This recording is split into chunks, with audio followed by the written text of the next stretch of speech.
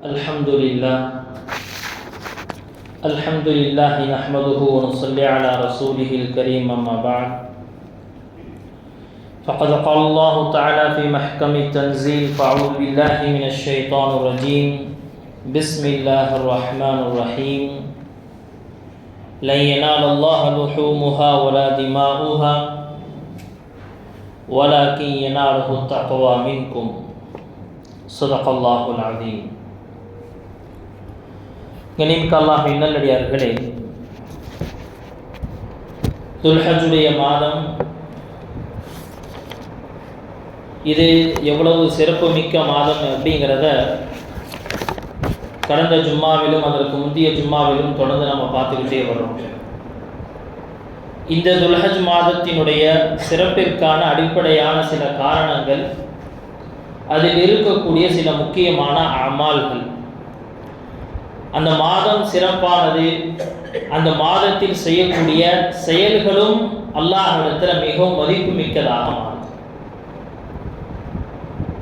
குறிப்பாக துல்ஹஜ்ஜுடைய அந்த பிறை தென்பட்டதிலிருந்து அந்த மாதத்தினுடைய சிறப்பு இன்னும் அதிகமாகி விடுகிறது. அதனால தான் அந்த மாதம் வந்து விட்டாலே சஹாபாக்களிடத்தில் தக்பீர்களை எல்லா இடங்களிலும் சொல்லக்கூடிய பழக்கம் இருந்து வந்தது. கடைவீதிகளில், மஸ்ஜிதுகளில், அதே போல் பார்த்திங்கன்னா வீடுகளில், எங்கெல்லாம் அவர்கள் ஒன்று சேர்றாங்களோ எல்லா இடத்திலும், எங்கெல்லாம் மக்கள் கூட்டமாக இருக்கிறார்களோ அந்த எல்லா இடத்திலும் தக்பீர்களை சொல்லக்கூடிய வழக்கம் இருந்து வந்தது. கண்ணியமிக்க அல்லாஹ்வின் நல்லடியார்களே, இவ்வளவு சிறப்புமிக்க இந்த மாதத்தில் நாம் இருக்கிறோம் அப்படின்னு சொன்னால், இதில் மிக முக்கியமான அமல்களாக பார்க்கப்படுறது ஹஜ்ஜுடைய அமல். மிக முக்கியமாக பார்க்கப்படுறது ஹஜ்ஜுடைய அமல். இந்த ஹஜ்ஜுடைய அமல் அல்லாமல், ஹஜ்ஜுடைய அமலை பொறுத்த வரைக்கும் ஹாஜிகள் அதை என்ன செய்வாங்க, நிறைவேற்றுவாங்க. ஹாஜிகள் அல்லாமல் இருக்கக்கூடிய உலகத்தின் பல்வேறு இடங்களில் இருக்கக்கூடிய மற்றவர்களுக்கு அந்த நாளினுடைய சிறப்பு, அந்த நாளினுடைய அந்த முக்கியத்துவம் அது எப்படிப்பட்டது, அது எதன் மூலமாக கிடைக்குது என்று சொன்னால், அந்த குர்பானி என்று சொல்லப்படக்கூடிய அந்த இபாதத்தின் மூலமாக கிடைக்குது. இன்னும் சொல்ல போனால், இந்த குர்பானி அப்படிங்கிறத சிலர் ரொம்ப அறிவுபூர்வமாக யோசிக்கணும் அப்படிங்கிறதுக்காக இந்த ஒரே நாள் இவ்வளவு பணம் இதற்காக செலவு செய்யப்படுது. சிலர் கால்குலேட் பண்ணுறாங்க, என்ன செய்கிறாங்க, கணக்கு போடுறாங்க.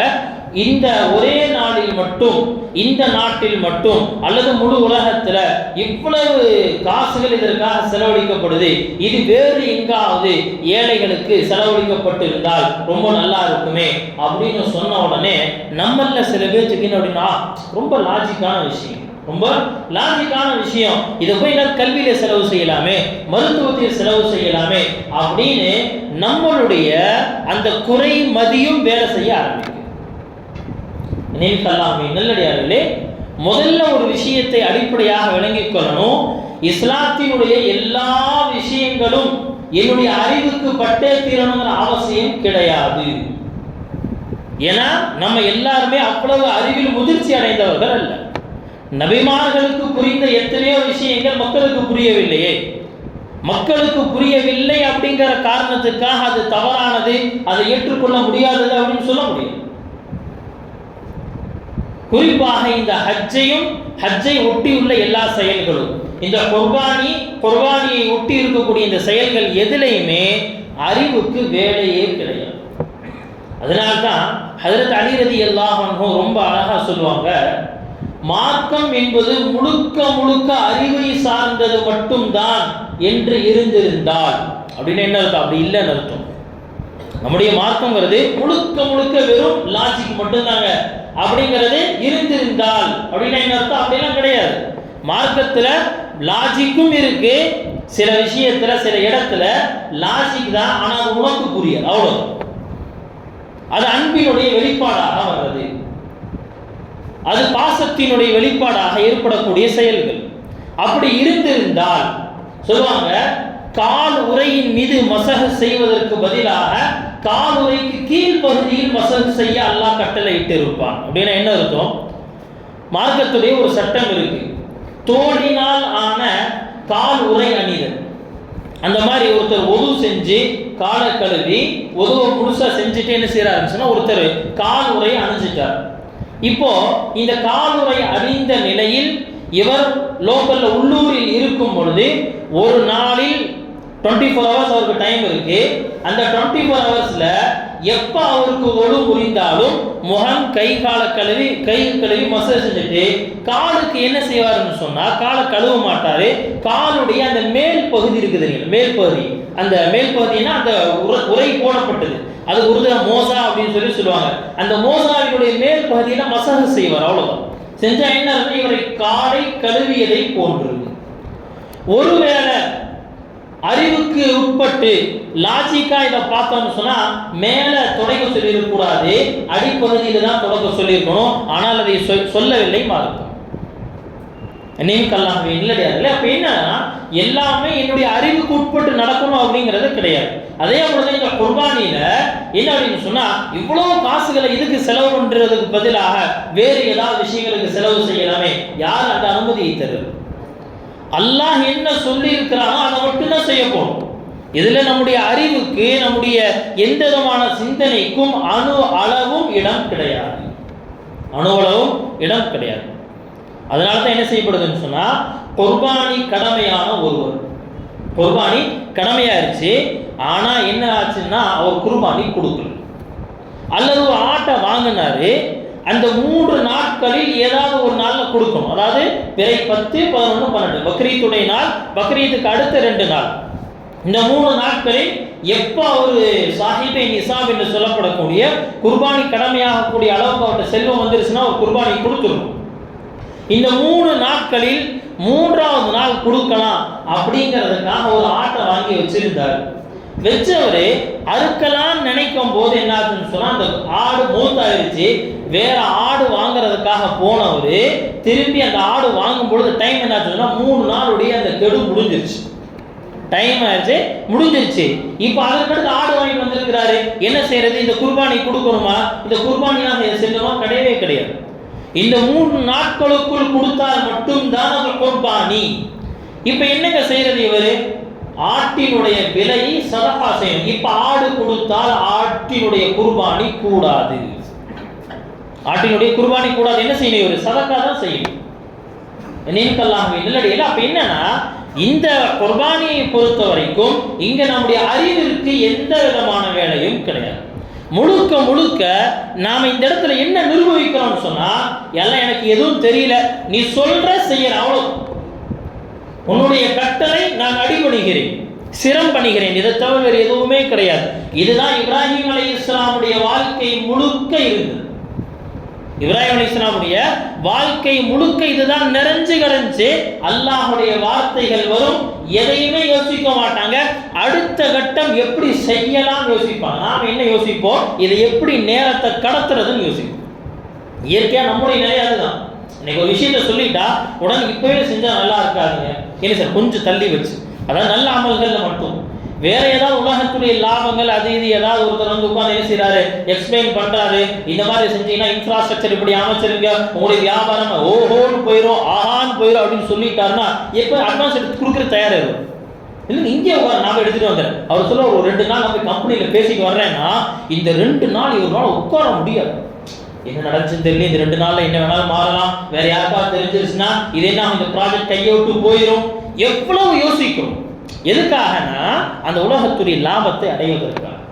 இப்ராஹிம் அலைஹிஸ்ஸலாமை பொறுத்த வரைக்கும் அவர்கள் இதுல ரொம்ப என்ன அப்படின்னு சொன்னா ஃபேமஸ். என்ன? அல்லாஹ்வுடைய கட்டளை வந்துருச்சுன்னா உடனே செய்யறதுக்கு பார்க்கணும். இப்ராஹிம் அலைஹிஸ்ஸலாம் அவர்களுக்கு தான் முதலாக அந்த ஃபத்ரா செய்யணும் அப்படிங்கிற அந்த சட்டம் அவங்களுக்கு தரப்படுது. எந்த வயசுல தெரியுமா? 80 வயசு அவங்களுக்கு. அப்போ 80 வயசு. அல்லாஹ் தஆலா சொன்னா இப்ராஹிமை ஃபத்ரா செய்யணும், சுன்னத்து செய்யணும் அப்படிங்கிற அந்த விஷயத்தை அல்லாஹ் தஆலா சொன்ன உடனே அடுத்து என்ன தெரியுமா செஞ்சாங்க? உடனடியாக கோடாரி எடுத்து அந்த தோலை நீக்கிட்டாங்க. அதனால ரொம்ப சிரமப்பட்டாங்க, அந்த ஒரு கஷ்டம் ஏற்பட்டுச்சான். கோடாரி எடுத்து என்ன செஞ்சாங்க? அந்த தோலை நீக்கினாங்களா. அல்லாஹ் தஆலா சொன்னானா இப்ராஹிம் கொஞ்சம் பொறுத்து இருந்தா நான் என்ன வழின்னு சொல்லியிருப்பேன், எப்படி செய்யணும்னு சொல்லியிருப்பேன், ஏன் இவ்வளோ வேகம் சொன்னாங்க? யா அல்லாஹ் நீ சொன்ன பிறகு என்ன அப்படின்னு சொன்னா அதை நேரம் கடத்தி செய்யணுங்கிற எண்ணம் எனக்கு வரலன்னு சொன்னான். இதுதான் ஹஜ்ரத் இப்ராஹிம் அலைஹிஸ்ஸலாம். இன்னைக்கு இப்ராஹிம் அலைஹிஸ்ஸலாம் அவர்கள் வாழ்ந்த 5000 வருஷத்துக்கு பிறகு இன்னும் அவளை பத்தி பேசிட்டு இருக்கோம்னா அதுக்கு காரணம் என்ன? அஸ்லிம் அப்படின்னு அல்லாஹ் தஆலா சொன்னா, அஸ்லம்து லிரப்பில் ஆலமீன், முஸ்லீமா இருங்க, எனக்கு சரணடைஞ்சிருங்க அப்படின்னு சொன்னாங்க. உடனே சொல்லிட்டார் அஸ்லம்து லிரப்பில் ஆலமீன், ரப்புல் ஆலமீன் ஆகிய அல்லாஹ்வுக்கு நான் இப்பவே சரணடைஞ்சிட்டேன். நினைவுக்கு அல்லாஹ்வே நல்லடே. அப்ப என்ன அப்படின்னா, நாம செய்ய இருக்கக்கூடிய இந்த குர்பானினுடைய அமல் அப்படிங்கிறது என்ன அப்படின்னா, இதுல அறிவுக்குட்பட்ட எந்த வேலையும் கிடையாது. அல்லாஹ்வுடைய கட்டளை நாம செய்ய போறோம், அல்லாஹ்வுடைய இந்த கட்டளையை நாம் நிறைவேற்ற போறோம். அதனால இதுல எந்த விதமான பெருமைக்கும் இடம் கிடையாது, எந்த விதமான பெருமைக்கும் இடம் கிடையாது, எந்த விதமான பகற்றுக்கும் இடம் கிடையாது. இது முழுக்க முழுக்க நான் அல்லாஹ்வுடைய அடிமை அப்படிங்கிறத என்ன செய்ய போறோம்னா அந்த இடத்தில் நாம் நிரூபிக்க போறோம். இந்த குர்பானியுடைய அசல் நோக்கத்துல இந்த குர்பானியின் மூலமாக என்ன ஏற்படணும் அப்படின்னா, முதல்ல நமக்கு மன பரிசுத்தம் ஏற்படணும், மன பரிசுத்தம், மன தூய்மை ஏற்படணும். அதனால்தான் குர்பானி பிராணியை அறுக்கும் பொழுது என்ன சொல்றோம்? குல் இன்ன ஸலாத்தி வ நுசுகி வ மஹ்யாய வ மமாத்தி லில்லாஹி ரப்பில் ஆலமீன். அல்லாஹ் என்னுடைய ஸலாத்தி தொழுகை போன்ற உடல் சார்ந்த வணக்கங்கள், வ நுசுகி என் ஹஜ்ஜை போன்ற அந்த அமல்கள், எல்லா செயல்களும், வ மஹ்யாய வ மமாத்தி அதுக்கு சொல்லிட்டாங்க என்னுடைய வாழ்வும் என்னுடைய மரணமும் லில்லாஹி ரப்பில் ஆலமீன், அல்லாஹ்வாகிய ரப்புல் ஆலமீன் ஆகிய அல்லாஹ்வுக்கு தான் அப்படின்னு சொல்லி என்ன செஞ்சாங்க? ஹஜ்ரத் இப்ராஹிம் அலைஹிஸ்ஸலாம் சொன்ன வார்த்தை இதைத்தான் குர்பானி கொடுக்கும்போது நம்ம சொல்லி அறுக்கிறோம். லா ஷரீக லஹ், அல்லாஹ்வுக்கு யாரும் இணை கிடையாது. முந்தைய காலத்திலும் குர்பானிகள் நடந்துச்சு, முந்தைய காலத்திலையும் குர்பானிகள் நடந்துச்சு. இந்த குர்பானிகள் நடந்தாலும் கூட அந்த மக்காவுடைய முஷ்ரிக்கீன்கள் அல்லாஹ்வோடு சேர்த்து சிலைகளையும் சேர்த்துக்குவாங்க. இன்னைக்கும் என்ன நடக்குது? குர்பானி நடக்குது, கடாவட்டுங்கிற பேர்ல, வேற வேற பேர்ல நிறைய நடக்குது. அதாவது எல்லா மதத்திலும் இந்த குர்பானியினுடைய இந்த செயல் இருக்கு. ஆனால் என்ன அப்படின்னா, இதை யாருக்காக அவர்கள் செய்கிறார்கள்? அல்லாஹ்வுக்காக செய்வதில் மட்டும்தான் நாம் தனித்து நிற்கிறோம், அல்லாஹ்வுக்காக செய்யறதுல மட்டும்தான் நாம தனிச்சு நிற்கிறோம். இந்த செயலை நான் அல்லாஹ்வுக்காக செய்யறேன், இதுல யாரையும் நான் இணையாக்கல, வேற எந்த. அதனால தான் என்ன செய்யப்படுது, இந்த தர்காக்களில் போய் அந்த அவங்களுடைய பேர்ல என்ன செய்ய நேர்ச்சி கொடுத்து அவர்களுடைய பேரில் பலி கொடுப்பதை மார்க்கம் தடை செய்யுது. அங்க போய் ஆடு அறுத்து ஏழைகளுக்கு கொடுங்க, அது தவறு கிடையாது. ஆனா அறுக்கும் போதே நேர்ச்சி செய்யும் போதே அந்த அவுலியாவுக்கு இந்த அவுலியாவுக்கு நேர்ச்சி செஞ்சீங்கன்னா நீங்கள் மக்காவுடைய முஷ்ரிக்கீன்களை போல இணை வைத்து விட்டீர்கள், அவ்வளவு. ஏழைகளுக்கு உணவளிப்பதற்காக அறுக்கலாம், கொடுக்கலாம், அதில் தவறு இல்லை. ஆனால் நீயத் எங்க? நீயத்தில் தான் என்ன செய்யணும் சொன்னா நாம் வேறுபடுறோம், எண்ணத்தின் அடிப்படையில் தான் நாம் வேறுபடுகிறோம். எனவே குர்பானிங்கிறது முதல்ல என்ன அப்படின்னு சொன்னா மன தூய்மை, என்னுடைய எல்லா செயல்களும் அல்லாஹ்வுக்காக அப்படிங்கிற எண்ணம் முதல்ல எல்லாத்துக்கும் ஏற்பட வேண்டும். ரெண்டாவது என்ன அப்படின்னா, இதில் ஏழைகளுக்கு உணவளித்தல், ஏழைகளுக்கு உதவுதல். இந்த ஏழைகளுக்கு உதவுவதில் இந்த நாளில் கறியை கொடுத்து மட்டும்தான் உதவணும். நார்மத்தில் சொன்ன மாதிரி காசு கொடுத்து உதவுறதுங்கிறது இந்த பெருநாளில் இல்லை. காசு கொடுத்து உதவுறதுக்கு நல்லா ஒரு பெருநாளை வச்சு முடிச்சுட்டான். அது எதுங்க? ஈதுல் ஃபித்ர். ஈதுல் ஃபித்ர்ல என்ன செய்வோம்? அந்த இடத்துல என்ன செய்வோம் சொன்னா அவர்களுக்கு பணங்களை கொடுப்போம். அந்த நாள்ல வேறு உணவுப் பொருட்களை கொடுப்போம். அது இபாதத்தாக பார்க்கப்படும். இன்றைய நாள்ல, அதாவது பக்ரீத்துடைய அந்த நாள்ல கறிக்கு பதிலா கறி வாங்குறதுக்கு காசு கொடுத்துட்டேன், இது கூடாது, இது கூடாது. இந்த இறைச்சியை பரக்கத்தான இறைச்சி என்பதாக சொல்லப்பட்டுச்சு. பரக்கத்தான இறைச்சி. சில பேர் குர்பானி கொடுத்துட்டு என்ன செய்ய சாப்பிட மாட்டாங்க, குர்பானி கொடுத்துட்டு சாப்பிட்றதில்லை. அப்படி இருக்கக்கூடாது. அதை சுன்னத்திற்காகவாவது பரக்கத்திற்காகவாவது கொஞ்சம் சாப்பிடணும். நபி ஸல்லல்லாஹு அலைஹி வஸல்லம் ஹஜ்ஜத்துல் வதாவுல 100 ஒட்டகங்களை குர்பானி கொடுக்குறாங்க. அதில் 63 ஒட்டகங்களை தன்னுடைய கைகளால் அறுக்கிறாங்க. மீதி இருக்கக்கூடிய ஒட்டகத்தை அலியை கூட்டு சொன்னாங்க, அலியை மீதி இருக்கிறது அறுத்து முடிச்சிருங்க. நபி அவங்க என்ன செய்யறாங்கன்னு சொன்னா, இந்த எல்லா மாமிசத்தின் அந்த ஒட்டகத்தினுடைய மாமிசத்தினுடைய ஒவ்வொரு துண்டையும் எடுத்து அதுல சால்னா தயார் பண்ண சொல்லி அந்த இறைச்சியை உண்டார்கள். அதே போல என்னன்னா அந்த இறைச்சி சாறு இருக்கு, அதையும் குடித்தார்கள். அப்ப என்னன்னா அந்த இறைச்சியை சாப்பிடுவதும் ஒரு தனி சுன்னத். காரணம் என்ன? அது பரக்கத்தான உணவு. அன்றைய நாளில் அல்லாஹ் நமக்கு உணவளிக்கிறான். அன்றைய நாளில் அல்லாஹ் நமக்கு அந்த இறைச்சியை உணவளிக்கிறான். அதனால தான் அந்த நாட்களில் நோன்பு வைப்பதை மார்க்கம் ஹராம் ஆக்கியிருக்கு. ரொம்ப சிறப்பான நாள், நோன்பு வச்சுக்கலாமா? கூடாது. ஐயாமு அக்லின் வ ஷுர்பின் சொன்னாங்க, அது சாப்பிட்றதுக்கும் உண்டான நாள். எந்த மார்க்கமும் சொல்ல சாப்பிட்றதுக்குன்னு ஒரு நாளை ஒதுக்கிடுவோம் சொன்னா நாம தான் ஒதுக்கியிருக்கோம். நம்முடைய மார்க்கத்தில் சொல்லப்படுது சாப்பிட்றதுக்குனே ஒரு நாள் அப்படின்னு. ஐயாமு அக்லின் வ ஷுர்பின் சாப்பிட்றதுக்கு உண்டான நாள் என்பது அன்றைய தினத்தில் நோன்பு வைப்பது மார்க்கம் தடை செஞ்சிருக்கு. கண்ணியமிக்க அல்லாஹ்வின் நல்லடியார்களே, அப்ப என்ன அப்படின்னா நபி ஸல்லல்லாஹு அலைஹி வஸல்லம் அவங்க எப்படி குர்பானி கொடுத்தாங்க சொல்லப்படுது. கான ரசூலுல்லாஹி ஸல்லல்லாஹு அலைஹி வஸல்லம் யுதஹி பிகபஷைனி அம்லஹைனி அக்ரனைனி சமீனைன். நபி ஸல்லல்லாஹு அலைஹி வஸல்லம் அவர்கள் என்ன செய்றாங்கன்னு சொன்னா, அவர்கள் நல்ல கொழுத்த கொம்புள்ள 2 ஆட்டை என்ன செய்றாங்க? குர்பானிக்கு கொடுத்தார்கள். வயுசம்மில்லாஹ் வயுகப்பிர் பிஸ்மில்லாஹி அல்லாஹு அக்பர் என்று சொல்லி என்ன செய்றாங்க? நபியாம் அறுத்தாங்க. அப்படி நபி அவர்கள் அறுக்கும் பொழுதே நான் பார்த்தேன், நபியாம் என்ன செய்றாங்கன்னு சொன்னா, அந்த ஆட்டினுடைய ஒரு பக்கத்தை தன்னுடைய காலை வைத்து மிதிச்சிருந்தாங்க. அதாவது ஆடு துடிக்க கூடாது அப்படிங்கிறதுக்காக. இதெல்லாம் என்ன அப்படின்னா நபி அவர்கள் தன்னுடைய கையால் அறுத்தாங்க அப்படிங்கிறத அந்த சஹாபி விளக்கம் கொடுக்குறாங்க. இப்படி என்ன செய்றாங்க? அவங்க விளக்குறாங்க. நீங்க அல்லாஹ்வின் நல்லடியார்களே, அப்ப என்னடினா இந்த குர்பானி அப்படிங்கிறது இது ரொம்ப சிறப்பு மிக்க ஒரு அமல், ரொம்ப சிறப்பான ஒரு அமல். இந்த குர்பானியுடைய இறைச்சி பரக்கத்தான இறைச்சி. இந்த இறைச்சியை இன்னைக்கு நம்ம நிறைய ஸ்டோர் பண்ணி வச்சு சாப்பிட்றோம், நிறைய ஸ்டோர் பண்ணி வச்சு சாப்பிட்றோம். இது கூடுமா கூடாதா அப்படிங்கிறதுல, ஏன்னா சில ஹதீஸ்ல சொல்லப்படுது என்னன்னா, குர்பானியுடைய இறைச்சி 3 நாட்களுக்கு மேல் சேமிக்க வேண்டாம் அப்படின்னு ஒரு ஹதீஸ் வருது. இந்த ஹதீஸ் எடுத்து வச்சுட்டு அப்போ குர்பானி இறைச்சியை சேமிக்க கூடாதா அப்படின்னு கேள்வி கேட்கிறாங்க. அப்படி கிடையாது. இதே கேள்வியை என்ன செய்யறாங்கன்னா ஹரத் ஆயிஷா ரலியல்லாஹு அன்ஹா நபியிட்ட கேட்கிறாங்க. ஹரத் ஸலமத் இப்னு அக்வா ரலியல்லாஹு அன்ஹு அவங்க நபியினுடைய வாழ்க்கையில் நடந்த அந்த சம்பவத்தை சொல்றாங்க. புகாரிலையும் அது என்ன செய்யப்பட்டிருக்குன்னு சொன்னா, சஹீஹ் முஸ்லிம்ல அந்த சம்பவம் பதிவு செய்யப்பட்டிருக்கு. அப்ப என்ன அப்படின்னா அதுல என்ன சொல்ல வர்றாங்க, ஒரு வருடம் நபி ஸல்லல்லாஹு அலைஹி வஸல்லம் என்ன செய்றாங்கன்னா, குர்பானி கொடுக்கப்பட்ட பிறகு சொல்றாங்க 3 நாட்களுக்கு மேல சேமிச்சு வைக்க கூடாது. அதனால 3 நாட்களுக்கு தேவையானது எடுத்துட்டு மற்றது எல்லாம் என்ன செஞ்சீங்க? சதகா செஞ்சிருங்கன்ட்டாங்க. அடுத்த வருடம் என்ன செய்யறாங்க? சஹாபாக்கள் கேட்கறாங்க, யார சொல்ல இந்த வருஷமும் அதே 3 நாள் தானா அப்படின்னு கேட்கறாங்க.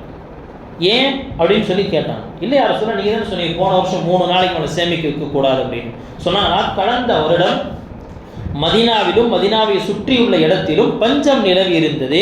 எனவே என்ன அப்படின்னா இந்த நேரத்தில் மக்கள் சிரமப்படக்கூடிய இந்த நேரத்தில் நீங்க ஸ்டோர் பண்ணி வச்சு சாப்பிட்றதுங்கிறது நல்லதில்லை. எனவே அந்த ஏழைகளுக்கு கொடுக்க சொன்னேன். இப்போ அந்த நிலை நீங்கி விட்டது. எனவே நீங்க என்ன செய்யுங்க? தாராளமாக நீங்க என்ன செய்யலாம்னு சொன்னா நீங்கள் சேமித்து வைத்து சாப்பிடலாம். அதுல இன்னொரு காரணம், இன்னொரு ஹதீஸ் சொல்லப்படுது என்ன அப்படின்னா, அந்த நேரத்தில் முதல் வருடம் குர்பானியினுடைய அந்த வருடத்துல குர்பானி கொடுப்பவருடைய எண்ணிக்கை குறைவாக இருந்தது, குறைவா இருந்துச்சு. அதனால என்ன அப்படின்னா எல்லா மக்களுடைய வீட்டுக்கும் கறி போய் சேரணும் அப்படின்னா உங்களுக்கு அளவாகவும் மற்றவர்களுக்கு கொடுப்பதை அதிகமாக்கவும் வேண்டும். எனவே 3 நாள் ஸ்டோர் பண்ணா போதும் அப்படின்னு சொன்னேன். இந்த வருடம் குர்பானி கொடுப்பவருடைய எண்ணிக்கை அதிகமாகி விட்டது. எனவே நீங்கள் சேமித்து வைத்தும் கொள்ளலாம். நீம் கல்லாகவே நல்லடியிலே. அப்ப குர்பானி அப்படிங்கிறது என்ன அப்படின்னா அந்த கறியை சேமிச்சு வச்சும் சாப்பிடலாம். ஆனா குறிப்பா சொல்லப்படுது இன்னைக்கு இருக்கக்கூடிய இந்த ஃப்ரீசர்ல சேமிச்சு வைக்கிறது அப்படிங்கிறத தவிர்த்துக்கோங்க அப்படிங்கிறது மெடிக்கலி சொல்லப்படுது, மருத்துவ ரீதியாக. ஏன் அப்படின்னு சொன்னா அதுல சில என்னன்னா பாக்டீரியாக்கள் எல்லாம் உள்ள ஏறிடுது. அதை வேக வைக்கும் போது சரியா வேகிறது இல்லை. அந்த வேகாத கறியை சாப்பிடும் பொழுது சில உடல் உபாதைகள் ஏற்படுது. எனவே அதை தவிர்த்துக்கோங்க அப்படின்னு சொல்லி சொல்றாங்க. அதற்கு மேல வச்சு சாப்பிட்றதுல மார்க்கத்தினுடைய எந்த தடையும் கிடையாது. ஆனா எப்படி சாப்பிட்றது விரும்புறாங்க அப்படின்னு சொன்னா விரும்பத்தக்க விஷயம் அது என்ன அப்படின்னு சொன்னா, அந்த கபாப் போட்டு வைக்கிறது தெரியுமா, வெயில்ல காய வைக்கிறது. சரி வெயில் இல்லை நிழல்ல அந்த இறைச்சியை காய வச்சு ஸ்டோர் பண்ணி சாப்பிட்றதுக்கு அது என்ன அப்படின்னு சொன்னா அது ஆரம்ப காலத்திலிருந்தே அது நடைமுறையில் இருந்து வந்திருக்கு. அதுல சாப்பிடுவதனால எந்த விதமான உடல் உபாதைகளும் ஏற்படுவதில்லை என்பதாகவும் சொல்லப்படுது. இப்போ இந்த குர்பானி யார் மேல கடமை? குர்பானி யார் மேல கடமை? போன வாரமே சொன்ன மாதிரி குர்பானி ஜகாத் கடமையான ஒவ்வொருவரின் மீதும் குர்பானி கடமை. ஜகாத் கடமையான ஒவ்வொருவரின் மீதும். இதுல குறிப்பா கூடுதலாக இன்னொரு விஷயம் அப்படின்னு சொன்னா, இவருடைய ஜகாத் இவர் மேல கடமை இல்லை, ஆனால் வசதி இருக்கு. ஜகாத்து இவர் மேல கடமை இல்லை, ஆனா வசதி இருக்கு. எப்படி? அவர் ஒரு இடத்துல என்ன சொன்னா ஒரு ஃபிளாட் வாங்கி போட்டிருக்கிறாரு. அதே மாதிரி என்ன அப்படின்னு சொன்னா ஒரு வீடு கட்டி அது சும்மா விட்டுருக்கிறாரு. இந்த மாதிரி என்னன்னா வேறு சில இவருக்கு என்ன அப்படின்னா ஒரு விசால தன்மைக்குண்டான சில விஷயங்கள் அவர்கிட்ட இருக்கு அப்படின்னு சொன்னா இவர் மீதும் கடமை. இப்ப இவர் ஒரு வருஷம் பூர்த்தி ஆயிருக்கணும் அப்படிங்கிறதும் கிடையாது. அந்த பக்ரீத் அன்னைக்கு காலையில தான் அவருக்கு இந்த காசை கிடைச்சிச்சு அப்படின்னாலும் இவர் மீது கடமை. எனவே என்ன அப்படின்னு சொன்னா ஜகாத்தை தாண்டி, ஜகாத் அப்படிங்கிறது இது ஒரு கேட்டகரி. இதை தாண்டி என்ன அப்படின்னு சொன்னா யாரிடத்தில் எல்லாம் வசதி இருக்கிறதோ, தேவைக்கு போக அதிகமான பொருள் இருக்கிறதோ, இவர்கள் அனைவரின் மீதும் குர்பானி கடமையாகிவிடும். ஆண்கள் மீது, பெண்கள் மீது. அதே போல வயது வந்த நம்முடைய வீட்டில் இருக்கக்கூடிய அந்த பருவ வயதை அடைஞ்சவன் அவங்க தனியா சம்பாதிக்கிறாங்க. நிக்காஹ்ல பையனுக்கு ஆனா தனியா சம்பாதிச்சுட்டு இருக்கிறான், அவன்கிட்ட என்ன அப்படின்னு சொன்னா காசு அதிகமா இருக்கு அப்படின்னா அவன் மீதும் அது கடமையாகும். வீட்டுக்கு ஒரு குர்பானி அப்படிங்கிறது இதுல கிடையவே கிடையாது. வீட்டில் உள்ள ஒவ்வொருத்தரின் மீதும் கடமையாக இருந்தால் தனித்தனியாக தர வேண்டும். ஆட்டில் கூட்டு குர்பானி கிடையாது. மாட்டுலையும் ஒட்டகத்தில் மட்டும்தான் கூட்டு குர்பானி. அதனால ஆட்டில் கூட்டு குர்பானி என்னது? வீட்டில் இருக்கிற 2 பேர் 3 பேர் அத்தா, அதே போல என்ன அப்படின்னு சொன்னா பசங்க பிள்ளை எல்லாம் ஒன்று சேர்ந்து என்ன செய்யறாங்கன்னு சொன்னா ஒரு ஆட்டை வாங்கி குர்பானி கொடுக்குறாங்க. இதுக்கும் மார்க்கத்தில் அனுமதி கிடையாது. அப்படி கொடுத்தா அந்த குர்பானி அது குர்பானியாக கூடாது. என்ன ஆகும் சொன்னா வீட்டில் யார் மீது கடமை இருக்கோ அவர்கள் அனைவரின் மீதும் அந்த கடமை அப்படியே இருக்கும். அவர்கள் அதற்கு பரிகாரம் செய்ய வேண்டும். அதே போல கூட்டு குர்பானி அப்படிங்கிறது என்ன அப்படின்னு சொன்னா மாட்டுலையும் ஒட்டகத்திலையும் தரும். பெரும்பாலும் நாம பார்க்கறது என்ன அப்படின்னு சொன்னா நம்முடைய ஊர்களில் இருக்கக்கூடிய இந்த மாடு தான். அதே போல இந்த எருமையை குர்பானியில கொடுக்கலாமா அப்படின்னு சொல்லி கேட்கறாங்க. தாராளமாக என்ன அப்படின்னா எருமையும் கூட்டு குர்பானியில் சேர்த்து கொள்ளலாம். அதே போல குர்பானி கொடுக்கக்கூடிய நாட்கள் என்ன? பக்ரீத்துடைய நாள், அதற்கு அடுத்த நாள், அதற்கு அடுத்த நாள், பிறை 10, 11, 12 இந்த 3 நாட்கள்ல 3வது நாள் அசர் வரைக்கும், அதாவது மகரிபுக்கு முன்னாடி வரைக்கும் என்ன செய்யலாம்னு சொன்னா அந்த குர்பானியை கொடுக்கலாம். அந்த நேரம் கடந்துருச்சு, அதுக்கப்புறமா ஆடு இருக்கு, அறுக்கிறதுக்கோ உளிக்கிறதுக்கோ ஆள் கிடைக்கலங்கிறதுக்காக வச்சுட்டோம். இப்போ என்ன செய்யணுங்க? அதை குர்பானியாக தர முடியாது, அறுத்து நம்ம சாப்பிட்டுக்கலாமே தவிர கடமை மீதி இருக்கிறது. என்ன செய்யணும் சொன்னா நடுத்தரமான ஆட்டினுடைய விலையை சதகா செய்ய வேண்டும். அதே போல குர்பானி அறுக்கக்கூடிய நேரம் என்ன அப்படின்னா ஊர்ல ஏதாவது ஒரு மஸ்ஜிதுல ஈது தொழுகை முடிஞ்சிருச்சு, ஊரில் ஏதாவது ஒரு பள்ளியில ஈது தொழுகை முடிஞ்சிருச்சு அப்படின்னா அந்த ஊரில் உள்ளவர்கள் என்ன செய்ய, ஈது தொழுகைக்கு வரவே இல்லை, இன்னும் ஈது தொழுகைக்கு ஒரு மணி நேரம் இருக்குங்க, இப்பதான் என்னாச்சுன்னு சொன்னா ஒரு பள்ளியில முடிஞ்சிருக்கு, இன்னொரு பக்கம் ஆடு அறுக்கிறதுக்கு ஆள் கிடைச்சிட்டாங்க, இவர் தாராளமாக அறுத்து கொள்ளலாம், இவருடைய குர்பானி கூடியிருக்கும். ஆனால் எந்த இடத்துலையும் தொழுக முடியல, ஆடு உரிக்கிறதுக்கு ஆள் கிடைச்சிச்சுங்கிறதுக்காக அறுத்துடும் அப்படின்னு சொன்னா அவருடைய குர்பானி கூடாது. அதை என்ன செஞ்சு நினைவில் வச்சுக்கணும். ஏன்னா நிறைய ரொம்ப ரஷ்ஷா இருக்கும் பாய், அதனால என்ன செய்ய அறுத்து விட்டு போயிடலாம் அப்படின்னு நம்ம அறுத்துட்டு தொழுகைக்கு வந்துட்டோம், ஊர்ல எந்த தொழுகையுமே நிறைவடையல அப்படின்னு சொன்னா நம்முடைய குர்பானி கூடாம போயிடும். அதனால ரொம்ப அதில் எச்சரிக்கையாக இருக்க வேண்டும். அறுக்கக்கூடிய விஷயத்துல கூர்மையான கத்தியை பயன்படுத்தணும். அதை பிராணிக்கு முன்பாக வைத்து அறுக்கக்கூடாது, பிராணிக்கு முன்பாக வைத்து அறுக்கக்கூடாது. மிருகத்தின் மீது என்ன செய்யணும் சொன்னா இரக்கம் காட்ட வேண்டும். அப்படின்னா என்ன அர்த்தம்? அந்த இரக்கம் காட்டக்கூடிய விஷயத்துல ஒண்ணு என்ன அப்படின்னா அதற்கு முன்பாக வைத்து கத்தியை தீட்டக்கூடாது. ஒரு சஹாபி அப்படிதான் என்ன செய்யறாங்க, படுக்க போட்டு என்ன செய்யறாங்க, காலில் அதை மிதிச்சுட்டு இன்னொரு பக்கம் வச்சு கத்தி தீட்டிட்டு இருக்கிறாரு. நபி அவங்க சொன்னாங்க, ஒரு முறை அதை மௌத்தாக்கணும்னு நினைக்கிறியா இல்ல பல முறை அதை சாகடிக்கணும்னு நினைக்கிறேன், பலமுறை அதை சாகடிக்கணும்னு நினைக்கிறேன். அதை பார்த்து பயந்து என்ன ஆகும் அப்படின்னு சொன்னா அதனுடைய மாமிசத்துல என்ன ஆகும், சில சமயத்தில் ரத்தம் உறைஞ்சு போயிருக்கும். அந்த ரத்தம் வெளியே போடுங்கிறதுக்காக தான் அறுக்கிறதே, ரத்தம் வெளியே போடுங்கிறதுக்காக தான் அறுக்கிறதே. இவர் அறுத்த அறுப்புல அதை முன்னாடி வச்சு தீட்டு என்ன ஆச்சுன்னு சொன்னா இந்த ஆட்டினுடைய ரத்தம் சில சமயத்தில் உறைந்து போறதுக்கு வாய்ப்பு இருக்கு. அதனால அந்த வேலையை செய்யக்கூடாது. இன்னொன்று அது அதுக்கு நோவினை செய்யற மாதிரி. அதே போல என்ன அப்படின்னு சொன்னா குர்பானி பிராணியை அந்த அறுக்கு இடத்துக்கு கொண்டு வரோம், தரம் இழுத்துட்டு வரக்கூடாது. தரதரன் இழுத்துட்டு வரக்கூடாது. ஒரு சஹாபி என்ன செய்கிறாங்கன்னு சொன்னால், அந்த அறுக்கிறதுக்காக கொண்டு வரும் பொழுது குர்பானி பிரான் காதை பிடிச்சி தரதரன் இழுத்துட்டு வராங்க. இன்னொரு நேசன் காலை பிடிச்சி இழுத்துட்டு வர்றாங்க. சொன்னாங்க, இப்படி பிடிக்காதீங்க, அதனுடைய பிடரியை பிடிங்க. பிடரியை பிடிச்சி இழுத்தா ஆட்டுக்கு என்னன்னா அது வெளியே ஏற்படாது. காதை பிடிச்சி இழுத்தா வலி. காதை பிடிச்சி இழுக்கும் பொழுது வலிக்கும். ஒவ்வொரு பிராணியும் பிடிக்கிறதுக்குன்னு ஒரு இது இருக்குது. பூனை எங்கே பிடிக்கணும், நாய் எங்கே பிடிக்கணும், அது ஒவ்வொருத்தருக்கும் என்ன அப்படின்னா அந்த விலங்குகளுடைய அந்த துறை சம்மந்தப்பட்டவங்களுக்கு தெரியும் எதை எங்கே பிடிச்சி என்ன செய்யணும், அதை எடுக்கணும் அப்படிங்கிறது இருக்குது. அதே போல் என்ன அப்படின்னு சொன்னால், ஒரு பிராணியை வச்சுட்டு இன்னொரு பிராணியை அறுக்கக்கூடாது.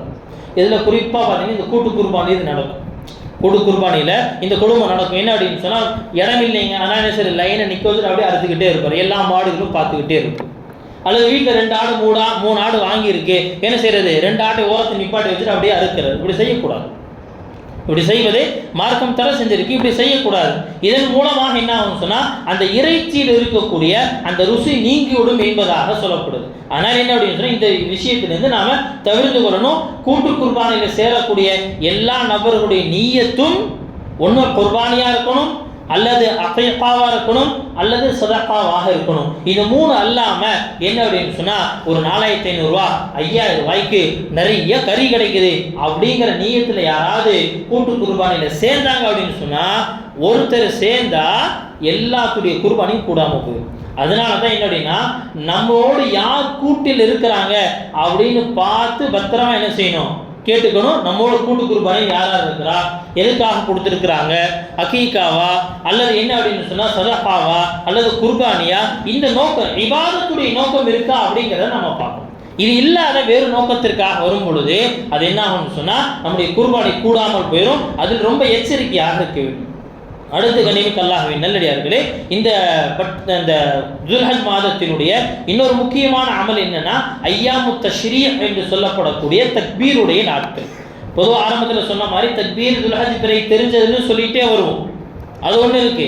ஆனால் இதை தாண்டி என்ன அப்படின்னு சொன்னால், குறிப்பான ஒரு 5 நாட்கள் அந்த தக்பீரை சொல்வது வாஜிப். ஆண்களாக இருந்தாலும் சரி, பெண்களாக இருந்தாலும் சரி, பயணிகளாக இருந்தாலும் சரி, உள்ளூரில் இருந்தாலும் சரி, தனியாக தொழுதாலும் சரி, ஜமாத்தோடு தொழுதாலும் சரி, எல்லாருமே தக்பீரை சொல்ல வேண்டும். குறைந்தது ஒரு முறையாவது தக்பீர் சொல்லணும். குறைந்தது ஒரு முறையாவது. அது எங்கிருந்து ஆரம்பிக்குது, அரஃபாவுடைய நாள், அதாவது துல்ஹஜ் பிறை 9 9, 10, 11, 12, பிறை 13 அசர் வரைக்கும். பிறை 13 அசர் வரைக்கும் அப்படின்னு என்ன கணக்கு? இந்த வருஷத்துல எங்கிருந்து ஸ்டார்ட் ஆகுது, இந்த நாள்ல இருந்து புதன்கிழமையிலிருந்து. புதன், வியாழன், வெள்ளி, சனி, ஞாயிறு அசர் வரைக்கும் என்ன செய்யணும்னு சொன்னா, ஒவ்வொரு ஃபர்லான தொழுகைக்கு பிறகும் தக்பீரை குறைந்தது ஒரு தடவையாவது சொல்வது வாஜிப். சரிங்களா? இது சிலர் இடத்துல சுன்னத் அப்படிங்கிறதாக சொல்லப்படுது, சிலர் இடத்துல வாஜிப் என்பதாக சொல்லப்படுது. ஹனஃபியாக்களுடைய சரியான ஃபத்வா என்ன அப்படின்னு சொன்னால் வாஜிப் என்பதாகத்தான். அதனால அதில் என்ன செய்யணும்னு சொன்னால் நாம கவனம் செலுத்தணும். அது ஆண் பெண்கள் இடத்துலையும் போய் சொல்லணும். அதற்கடுத்து பிறை 9, அதாவது பக்ரீத்துக்கு முந்தைய நாள் நாம அரஃபாவுடைய நோன்பு நோற்றல். இந்த அரஃபாவுடைய நோன்பு நோக்கும் பொழுது இதுக்கு எவ்வளோ பெரிய நன்மை கிடைக்குது. நபி ஸல்லல்லாஹு அலைஹி வஸல்லம் அவங்கள்ட்ட இந்த அரஃபாவுடைய நோன்பை பற்றி கேட்கப்பட்டுச்சு. யாரை சொல்ல இதோட நன்மை என்ன சொன்னாங்க, கஃபாரத்து சனத்தைன். இதில் 2 வருடங்களுக்கான பாவம் மன்னிக்கப்படுது. எப்படி 2 வருடத்தினுடைய பாவம்? கடந்த 1 வருடத்தினுடைய பாவங்களும் மன்னிக்கப்படுது. இனி எதிர்வரக்கூடிய காலத்தினுடைய 1 வருஷத்தினுடைய பாவங்களும் மன்னிக்கப்படுது.